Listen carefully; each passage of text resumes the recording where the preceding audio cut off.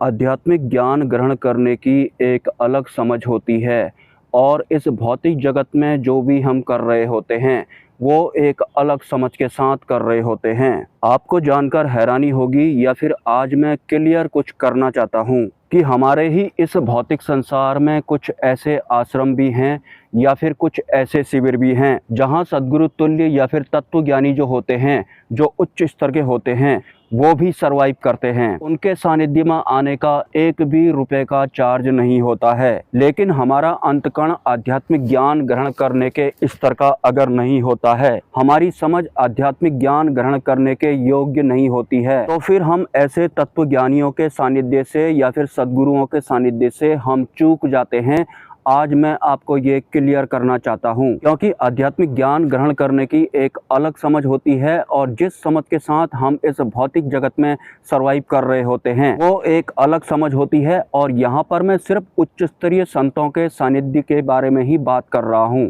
भले ही आपकी आध्यात्मिक यात्रा की शुरुआत 6 महीने पहले हुई हो या फिर 10 साल पहले से ही क्यों न हुई हो, लेकिन अगर आपके पास आध्यात्मिक ज्ञान ग्रहण करने की क्षमता नहीं है, वो समझ नहीं है, तो फिर आप आगे को गति नहीं कर पाएंगे, फिर उनके सानिध्य से चूक जाएंगे, टर्मिनेट कर दिए जाएंगे। अगर आप भौतिक जगत वाली समझ के साथ अध्यात्म को समझने की कोशिश कर रहे हैं, धरती आसमान का फर्क होता है भौतिक जगत वाली समझ में और अध्यात्म जगत वाली समझ में। मैंने ऐसे बहुत सारे तत्वज्ञानियों को कहते हुए सुना है कि 99% लोग जो इस पृथ्वी लोक में सरवाइव करते हैं उनके भीतर उच्च स्तरीय आध्यात्मिक ज्ञान को ग्रहण करने की क्षमता या फिर समझ है ही नहीं।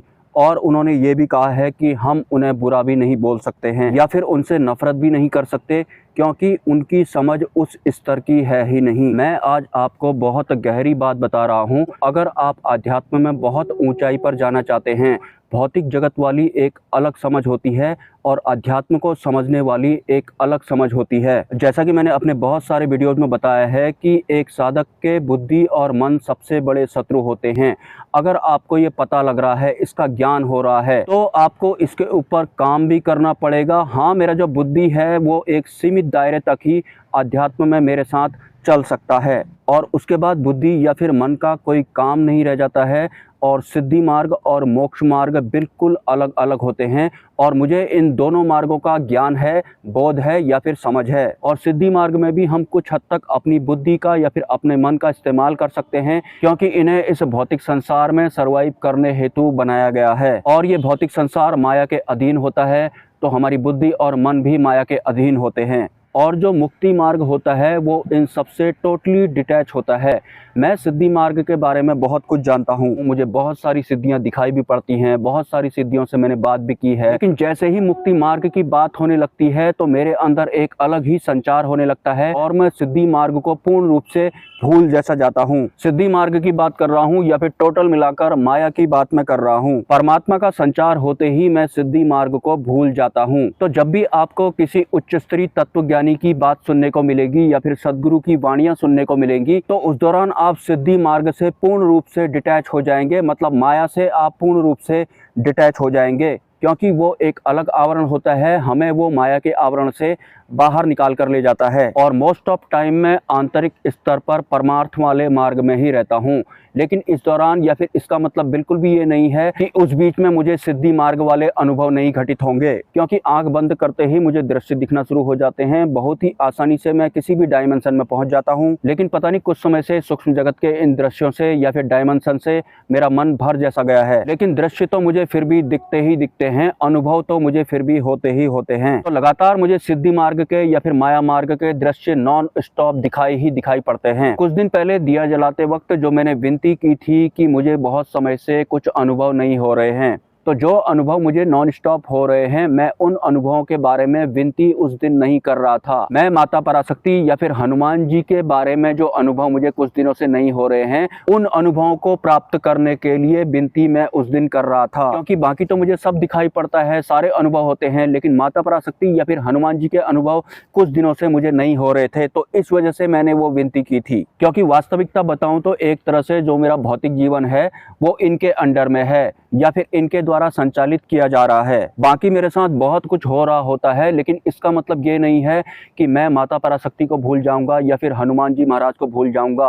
इस वजह से ही मैं आपके अनुभव नहीं हो रहे हैं वाली विनती उस दिन की थी। जिसके बाद स्वप्न में आकर एक छोटी बच्ची मुझे बोलती है कि आपने मैगी भी खाई और पैसे भी नहीं डाले। और ये जो अनुभव था या फिर ये जो वक्तव्य था, इसका लिंक मेरे भौतिक जीवन से होता है या फिर जो लोग मुझसे जुड़े हुए हैं उनसे भी होता है। लेकिन इन सब के अलावा मुझे दूसरे लोगों के अनुभव भी हो रहे होते हैं, सदगुरु के अनुभव भी हो रहे होते हैं और भी बहुत सारे अनुभव मुझे लगातार होते रहते हैं। लेकिन कभी कभी मुझे भी पीछे देखना पड़ता है, मुझे भी रुकना पड़ता है, क्योंकि इतना सब कुछ तो मेरे साथ हो ही रहा है। लेकिन जिनसे मेरी शुरुआत हुई थी उनके अनुभव मुझे कुछ दिनों से क्यों नहीं हो रहे हैं, इस बेस पर मेरी वो विनती टिकी हुई थी। और हाँ, ऐसा भी बिल्कुल भी नहीं होता है कि अगर किसी इंसान के पास सिद्धियां हैं या फिर सदगुरु की कृपा उसके पास भी है, उसे सूक्ष्म जगत दिखाई पड़ रहा है, तो उसे हर चीज़ उसके बारे में पता होगी। कभी कभी सूक्ष्म जगत की जो शक्तियां होती हैं वो साधक को लॉक कर देती हैं कि गुरु भी उनके बारे में कुछ नहीं बता पाता है, क्योंकि वो साधक को कुछ तैयार कर रही होती हैं। सूक्ष्म जगत ने हमारे लिए कुछ प्लान किया होता है।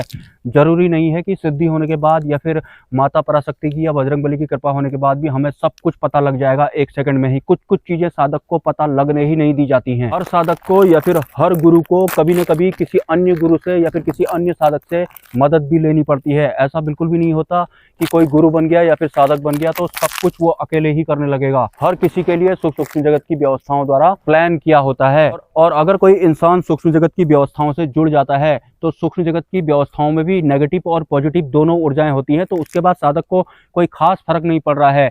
हो सकता है कुछ कुछ कृत्य उनके द्वारा बिना मतलब के ही किए जा रहे हों, वो तुम्हें पता भी लगेंगे लेकिन तुम्हारी जिंदगी से उसका कोई मतलब नहीं होगा। मैंने गुरुजी से बात करी थी लास्ट स्वप्न के बारे में, तो उन्होंने बोला था बच्चे ये शक्तियों का कर्म है और कुछ भी नहीं है। लेकिन उस बच्ची का जो बिहेवियर था उसे देखकर मैं काफी प्रभावित हो गया था, क्योंकि उसने बहुत ज्यादा इमोशनल अटैचमेंट के साथ मेरे से बोला था, मुझे पकड़ करके, मतलब तुमने मैगी खाई और पैसे फिर भी नहीं डाले, मतलब जैसे कि तुम्हें मेरी कोई फिक्र ही नहीं है। वो कुछ इस तरह का अनुभव था।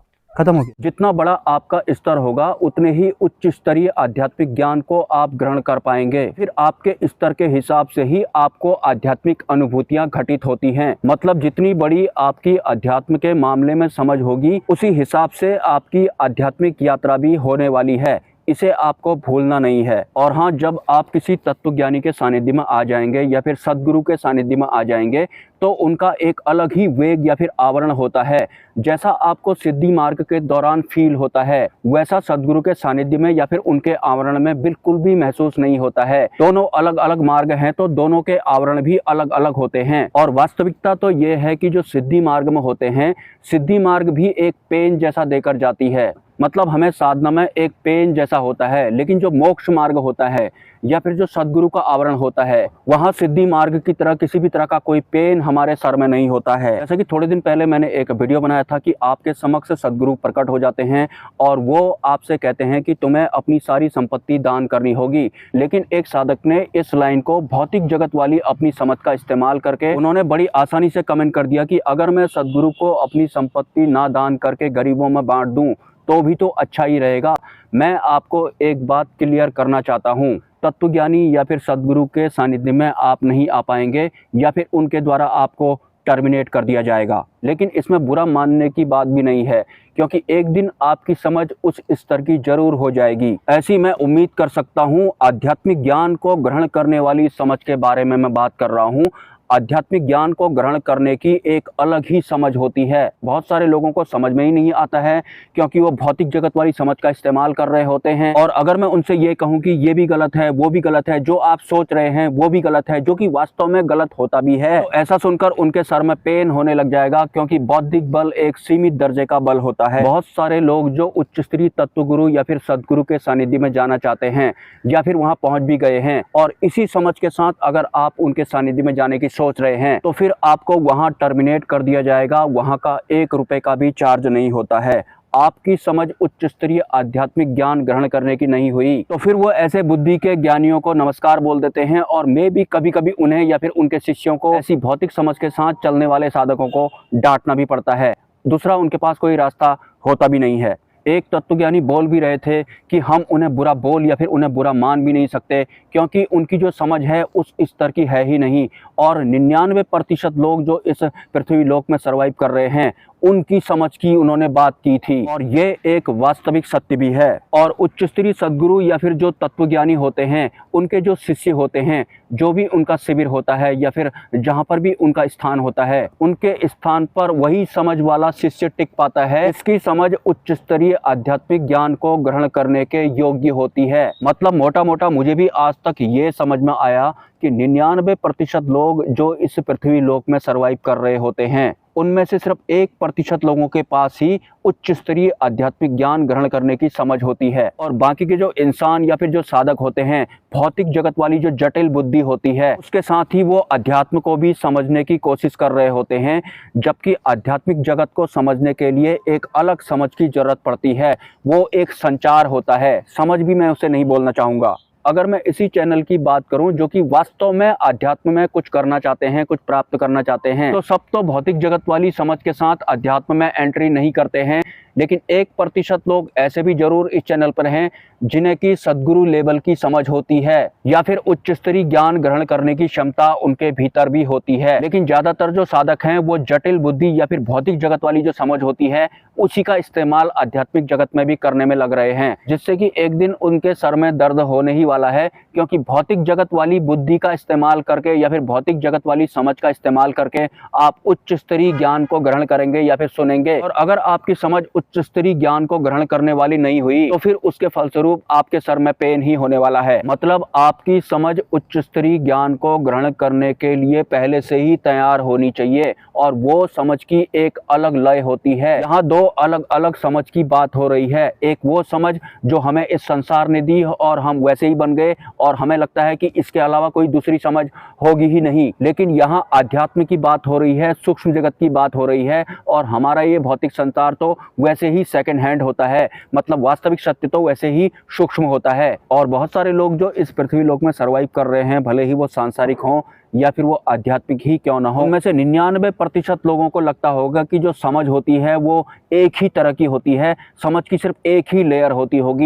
जबकि जो समझ होती है उनकी भी बहुत सारी लेयर्स होती हैं। और ये समझ जिसके साथ एक आम इंसान इस माया रूपी भौतिक जगत में सर्वाइव करता है, ये वाली समझ आध्यात्मिक जगत में, स्पेशली आध्यात्मिक जगत का जो उच्च स्तरीय ज्ञान होता है, उसे समझने में बिल्कुल भी काम नहीं करती है। और हाँ, एक बात मैं और क्लियर करना चाहता हूँ, जो अध्यात्म होता है वो मानसिक होता है। मतलब सारा संबंध अध्यात्म का आंतरिक व्यवस्थाओं से ही होता है। और वैसे जो भी हम अभी इस पृथ्वी लोक में बने हुए हैं भौतिक समझ के साथ, या फिर अपने मन के हिसाब से या फिर अपने बुद्धि के हिसाब से जैसे भी हम बने हुए हैं, वो भी हम मानसिक स्तर पर ही बने हुए हैं। लेकिन अभी तक जो हमारा मानसिक स्तर था वो इस भौतिक जगत तक ही सीमित था। लेकिन यहाँ अब भौतिक जगत, भौतिक शरीर या फिर भौतिक संसार से ऊपर उठने की बात हो रही है, उच्च स्तरीय अध्यात्म की बात हो रही है। तो सीधी सी बात है, मानसिक स्तर पर भी काफी बदलाव होंगे और हमारी जो समझ है उसमें भी बदलाव जरूर होगा। मतलब मानव निर्मित पढ़ाई वाली जो समझ होती है, ये आपकी उच्च स्तरीय अध्यात्म में बिल्कुल भी काम नहीं करेगी। अगर आप इस समझ के साथ सद्गुरु के सानिध्य में जाते हैं, उनके गेट पर जाते हैं, गेट पर जाने की जरूरत भी नहीं है। अगर सिंपल सा एक फोन कॉल भी सद्गुरु के वहां से आपको आता है तो 2-3 शब्द से ही उन्हें पता चल जाएगा कि आपकी समझ कौन सी वाली है। और अगर आपकी समझ भौतिक जगत वाली हुई तो फिर आपको फोन में ही टर्मिनेट कर दिया जाएगा और आपको समझ में भी नहीं आएगा कि मेरे से गलती क्या हुई, मैंने तो ऐसा कुछ बोला नहीं, जानता तो मैं भी सब कुछ हूँ। मंत्र जब भी मैं करता ही करता हूँ, ध्यान में करता ही करता हूँ, फोन कॉल पे मैंने कोई बुरी भाषा का प्रयोग भी नहीं किया, लेकिन पता नहीं फिर भी मुझे टर्मिनेट क्यों कर दिया गया। उनकी भौतिक जगत वाली समझ उल्टा सदगुरु को ही गलत बताने लगेगी। मतलब आपकी समझ उस लेवल की नहीं है। सिंपली एक फोन कॉल से ही सदगुरु तुल्य जो उच्च स्तरीय संत होते हैं उन्हें पता लग जाता है। वास्तव में पता लग जाता है, क्योंकि मैं उस समझ को भली भांति समझता हूँ। और हमारे इस पृथ्वी लोक में जितने भी उच्च स्तरीय आध्यात्मिक गुरु हैं या फिर संत हैं, मैं उन सभी के स्थान पर या फिर उनके सानिध्य में फिट हो जाऊंगा। मुझे इस बात का पहले से ही बोध है। मुझे सदगुरु की जो लय अवस्था होती है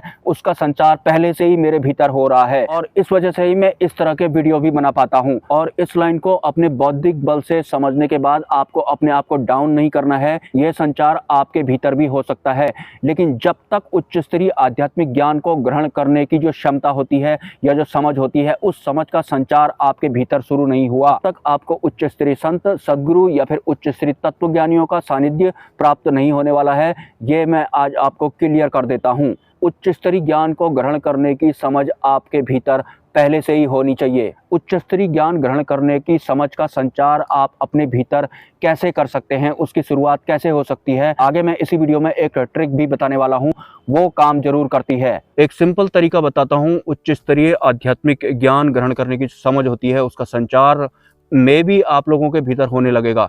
जब भी आपको कोई गाली देता है या फिर बुरा बोलता है, तो उसके बाद आपको रिएक्ट नहीं करना है, किसी भी कीमत पर रिएक्ट नहीं करना है। भले ही कितने भी बुरे शब्द आपके कानों में पड़ जाएं या फिर आपके सामने आपको बोल दिए जाएं, आपको रिएक्ट नहीं करना है, पलटकर जवाब नहीं देना है किसी भी कीमत पर।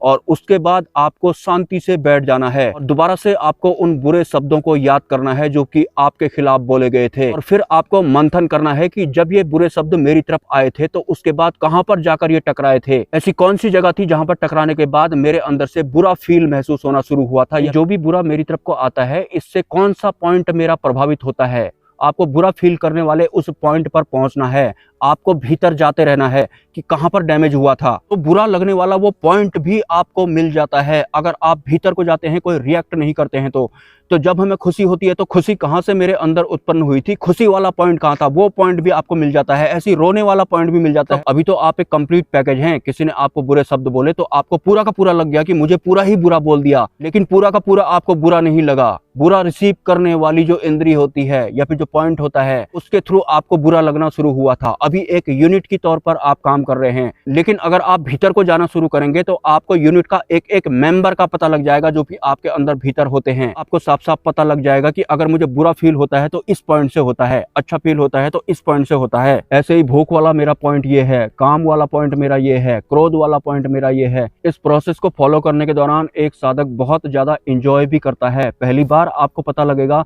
कि जब आपको बुरा फील हुआ था तो उसका बिंदु कहां पर था, वो पॉइंट था कहां पर मेरे अंदर। आप जो अभी तक कंप्लीट पैकेज हैं, आपके कंप्लीट पैकेज के अंदर कितने पॉइंट हैं, उन सभी पॉइंट्स का ज्ञान आपको हो जाएगा अगर आप ऐसा करना शुरू कर देते हैं। तो आपको बस रिएक्ट नहीं करना है। मतलब आज तक जो भी हमारी तरफ को आता है, भले ही वो नेगेटिव ही क्यों ना हो, हम ऑटोमेटिक रिएक्ट करने लगते हैं।